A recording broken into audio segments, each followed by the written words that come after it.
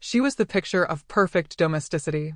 Eleanor, a woman whose life was a series of meticulously arranged moments, found her joy not in the grand gestures of the world, but in the quiet, simple things.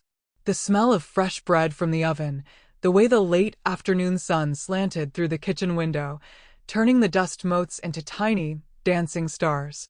She was a kindergarten teacher, her days filled with the infectious giggles of children and the sticky warmth of small hands in hers.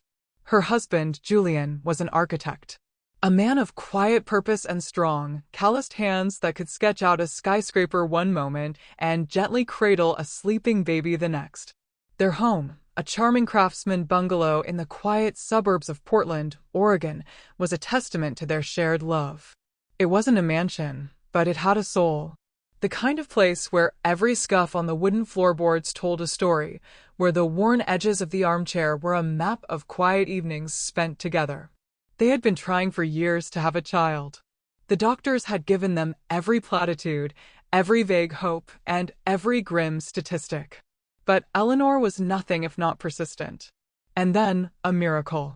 A tiny, faint line on a white plastic stick that changed everything. The arrival of their daughter, Lily, was a seismic event.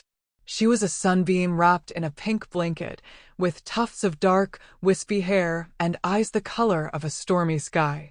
They had built a perfect little nursery for her, the walls painted a calming mint green, a mobile of handcrafted felt sheep slowly spinning above her crib. It was the kind of idyllic scene that made you believe in fate, in the idea that some people were simply meant to have this kind of happiness. But fate, as they say, has a wicked sense of humor. Or perhaps it's not humor at all, but a cruel and deliberate mockery. The first year with Lily was a blur of sleepless nights and boundless love. They watched with the kind of awe that only first-time parents understand as she hit every milestone. She rolled over, she sat up, she crawled with the determined speed of a tiny commando. They were so busy documenting every new moment, every tiny victory, they didn't notice the strange little things that started to happen. It started subtly. Objects, small and insignificant, would vanish from a shelf and reappear somewhere else. Eleanor would be looking for her keys, only to find them nestled among the flour canisters in the pantry.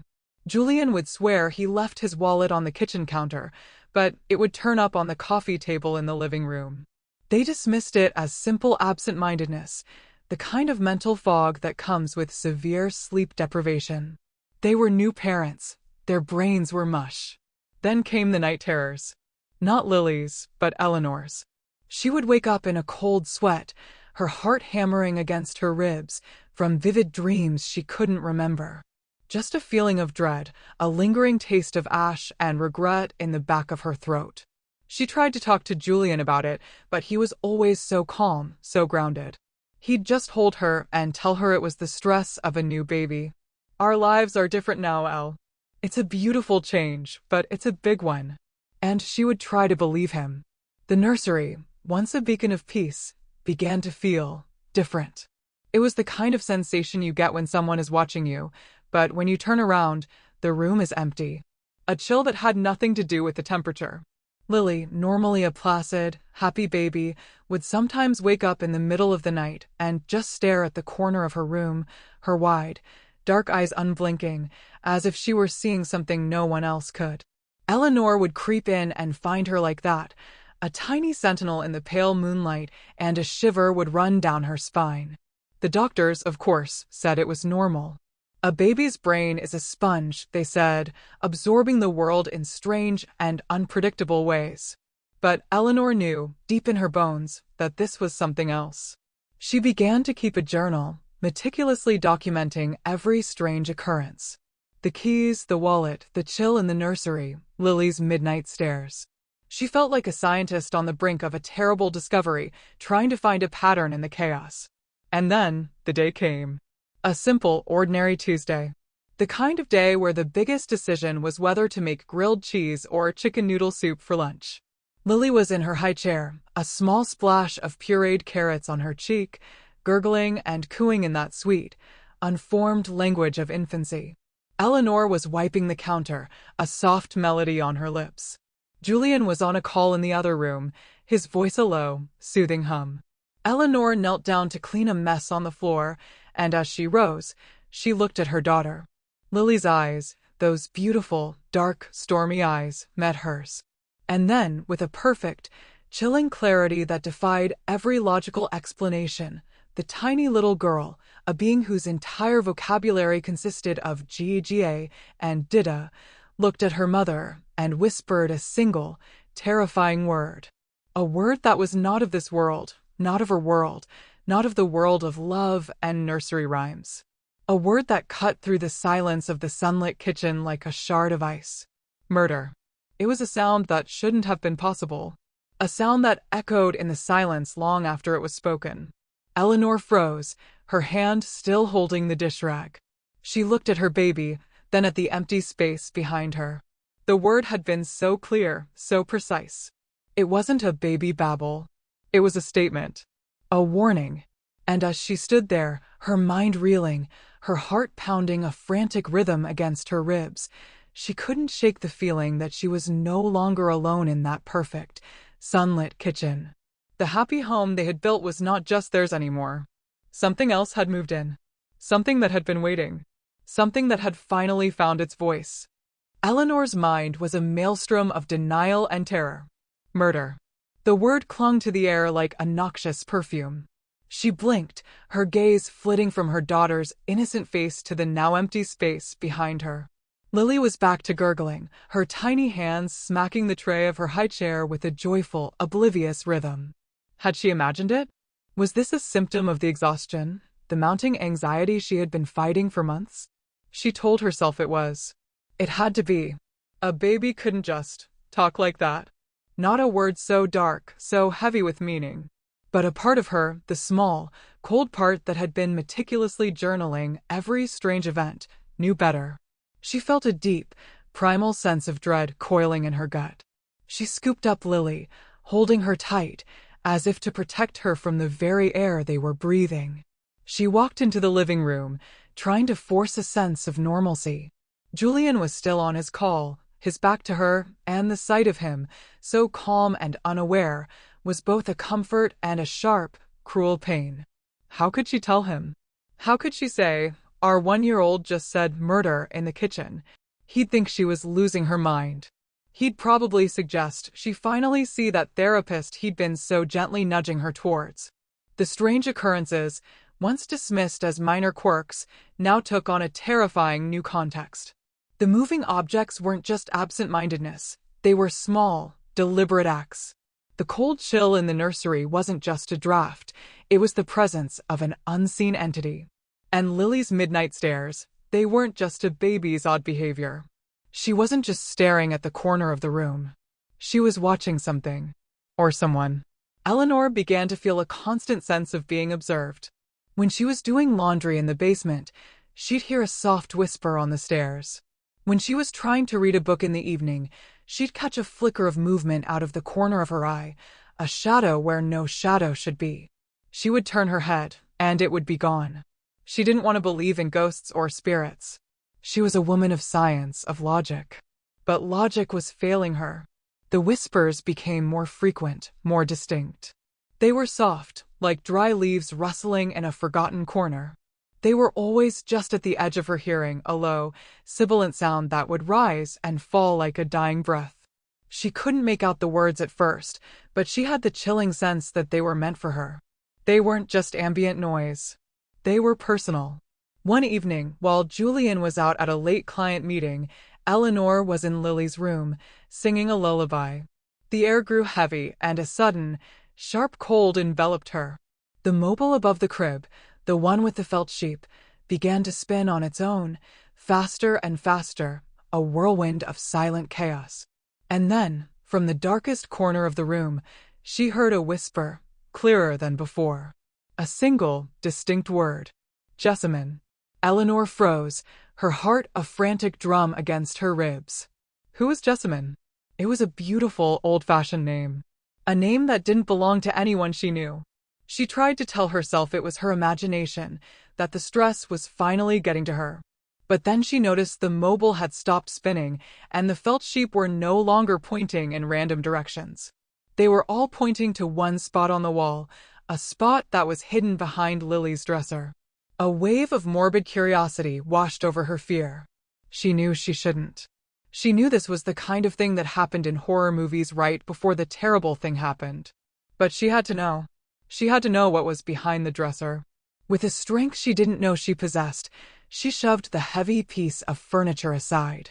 The wall behind it was pristine, except for one small spot. A darker shade of mint green, as if the paint had been retouched. A small, almost imperceptible line ran vertically through the center of the patch. Her hands trembling, Eleanor scraped at the paint. Beneath it, she found a hairline crack in the drywall. It wasn't a random crack. It was deliberate. With a shiver of dread, she ran her hand along it, and the plaster gave way. Behind the thin layer of wall, something was hidden. A small, carefully concealed compartment.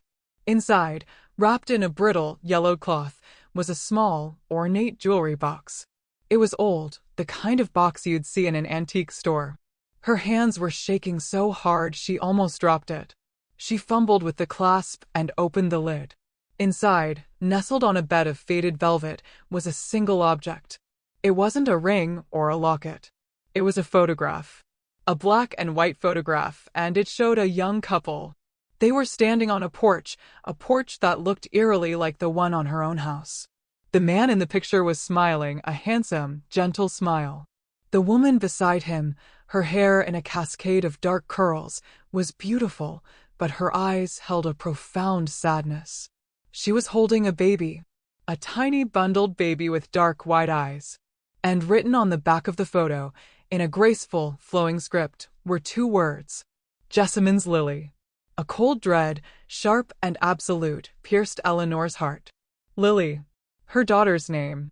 But it was also the name of the baby in the photograph. Jessamine's Lily.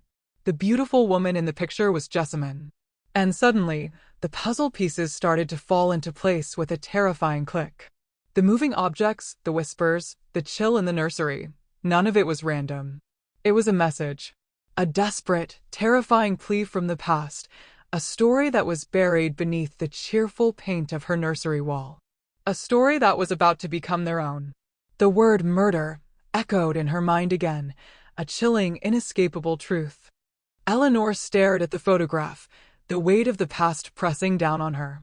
The faces in the picture, the handsome man, the beautiful, sorrowful woman, the dark-eyed baby, were strangers, and yet they felt intimately familiar.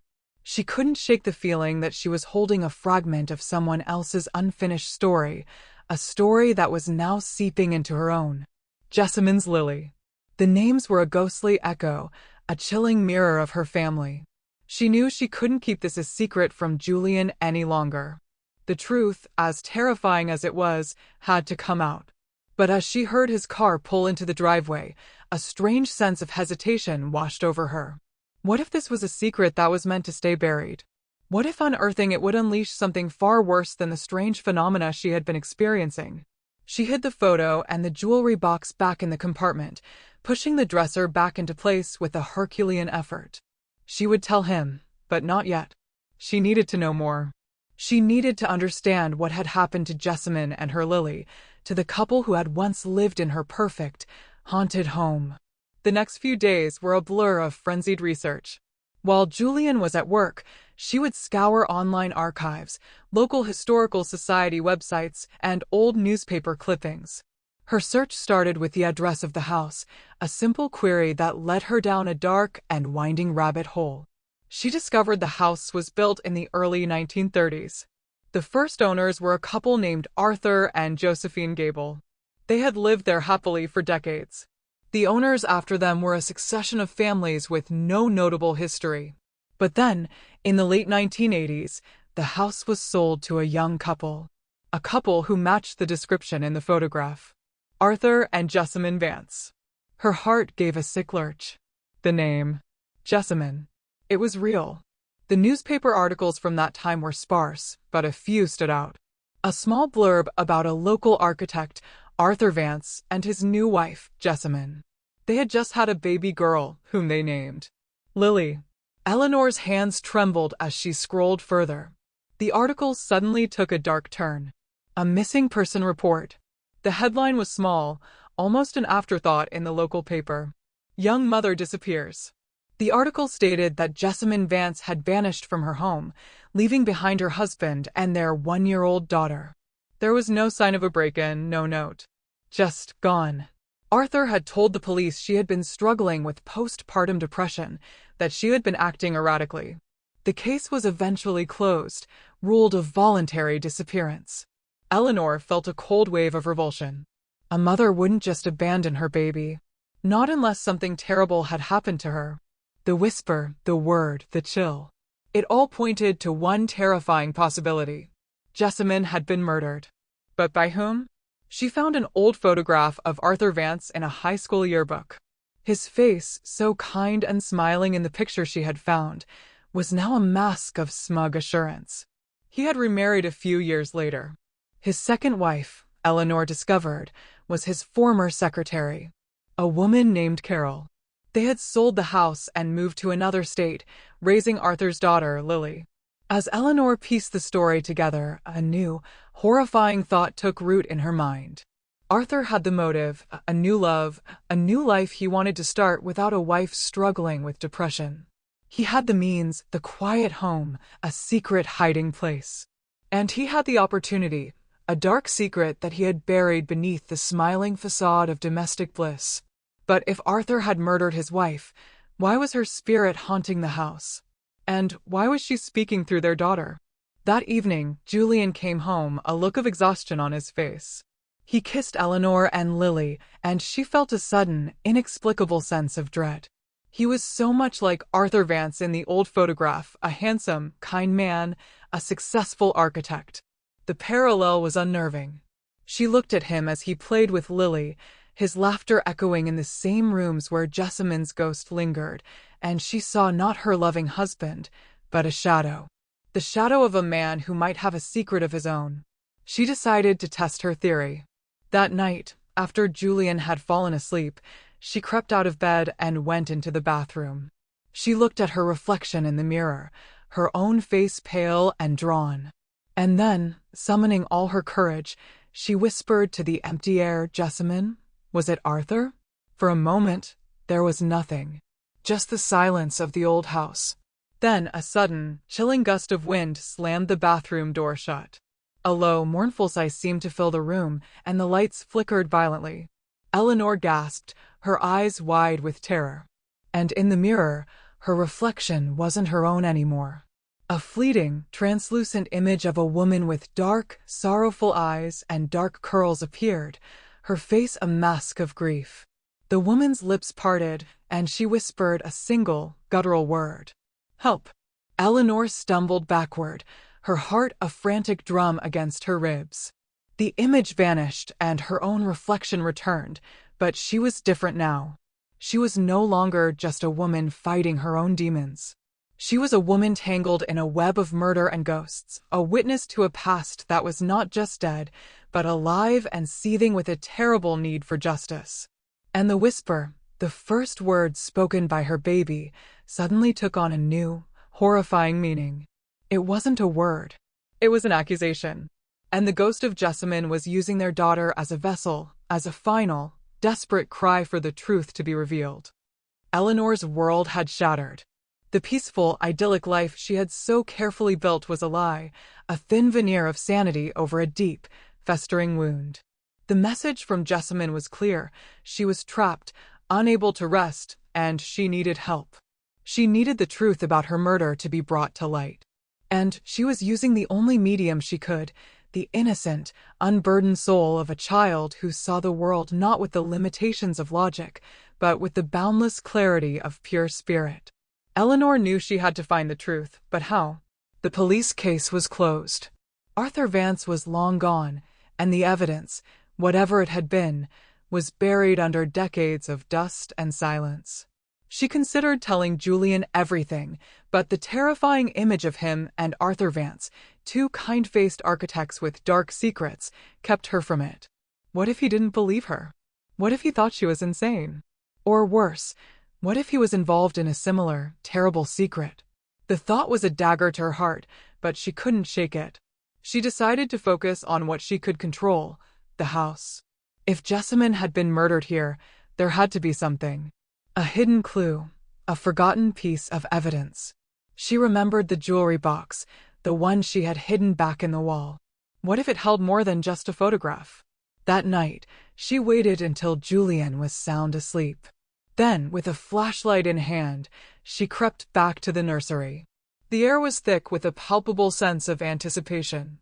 It was a silent conversation between her and the unseen presence.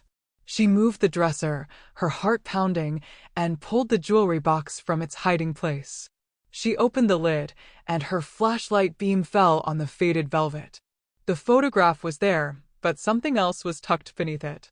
A small, tightly folded piece of paper. With trembling fingers, she unfolded it. It was a letter.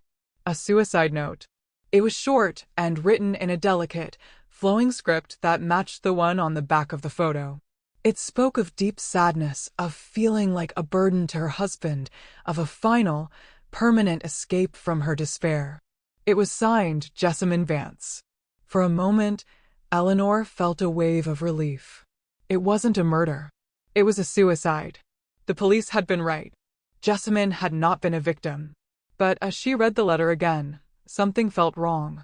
The words were sad, but they felt hollow. Like they had been copied or written under duress. There was no personal detail, no mention of her daughter, her husband, or the life she was supposedly leaving behind. It was a performance. And then she noticed the paper. It was thick, high-quality stationery. But the signature, it was different. It was written in a different pen, with a slightly different hand. It was a forgery. The ghost of Jessamine hadn't been screaming murder for nothing. The suicide note was a lie. It was the final, devastating piece of Arthur Vance's deception. He had forged the note to cover up the crime, to make the police close the case, to free himself to start a new life with his new wife. And he had hidden it here, in the wall of his daughter's room, a twisted trophy of his terrible act. Eleanor's heart filled with a terrible certainty. She had found the evidence. Not a body, but the chilling, undeniable proof of a cold-blooded crime. She had to take it to the police. She had to expose Arthur Vance. He might be an old man now, but justice had a long memory. She returned to her room, the letter clutched in her hand. She sat on the bed, staring at Julian's sleeping form. His face was peaceful, a study in quiet trust. A sharp pang of guilt shot through her. She was about to turn his world upside down, to bring a hurricane of police, lawyers, and media into their quiet lives. But she couldn't not. Not with Jessamine's cry for justice echoing in the nursery, not with her baby girl being used as a conduit for a terrible truth. She decided to make the call in the morning. She would find a lawyer. She would present the evidence. The truth would finally come out. She lay down beside Julian, the forged suicide note folded neatly on the nightstand. She closed her eyes, and for the first time in weeks, the deep, primordial terror began to recede. She felt not fear, but a quiet, powerful resolution. And then she heard it. A whisper. Not the sibilant hiss of a long-dead ghost, but a soft, human voice. "You should have left it alone." Her eyes shot open. The voice came from beside her. From Julian. He was no longer asleep. His eyes were wide open, staring at the ceiling, a chillingly blank expression on his face. He turned his head slowly, and his gaze met hers. He didn't look like the kind, gentle man she had married. He looked empty, cold. "It was just a letter, Elle," he whispered, his voice as flat as a tombstone. "You shouldn't have gone looking for it." Eleanor's blood ran cold. He knew. He had known all along. Not about Arthur Vance, but about the secret in the wall, about the forged note. But how? He had seemed so oblivious. "How could you?" she stammered, her voice a fragile whisper. Julian sat up, a slow, deliberate movement. That was just an old trick of the trade, a way to make a life insurance policy pay out. The old owner, the one before us, he taught me everything. How to build a perfect life and how to make sure the past stays buried. Eleanor's mind reeled. The first owner of the house, the Gables. No, the owner before them. The one who had built the house, who had made the hidden compartments. He had been an architect. Just like Julian. Just like Arthur Vance. A sick, twisted circle. Julian reached out, his hand wrapping around her wrist, his grip like a vice. His eyes were not empty anymore. They held a manic, cold fire. You were supposed to be the perfect wife, Elle. The one who just kept the house clean and the baby quiet. The one who didn't go poking around in things that didn't concern her. You were supposed to be my Lily. You were supposed to be perfect. And then, from the nursery, a sudden, piercing wail. Lily. She was crying. A deep, sorrowful cry that was not of hunger or discomfort. A cry of absolute, gut-wrenching grief. The sound was like a dagger, sharp and true. The first word had been a warning. The cry was the final, devastating truth. Eleanor looked at her husband, the man she had loved, and she saw not her Julian, but a shadow, a mirror image of the man in the photograph, a man who had murdered his wife for a second chance at life. The first word was a whisper of a murder long past, and her baby's cry, it was the beginning of her own. The ghost of Jessamine wasn't just warning her. It was showing her the fate that awaited her. The story of the house, of the secrets it held, had come full circle. The haunting wasn't a random supernatural event. It was a curse, a twisted legacy passed from one seemingly perfect family to the next. The house wasn't just haunted. It was hungry. And now it had finally found its next victim. And that, my friends, is the chilling tale of a first word that wasn't a new beginning, but a terrible end. The shadows in our homes aren't always in the corners. Sometimes they're right beside us. If you were captivated by this story and want to hear more tales from the dark side of life, make sure you hit that like button. If you haven't already, please subscribe to the channel and turn on the notification bell so you don't miss our next video. Until then, remember, a quiet house isn't always a peaceful one.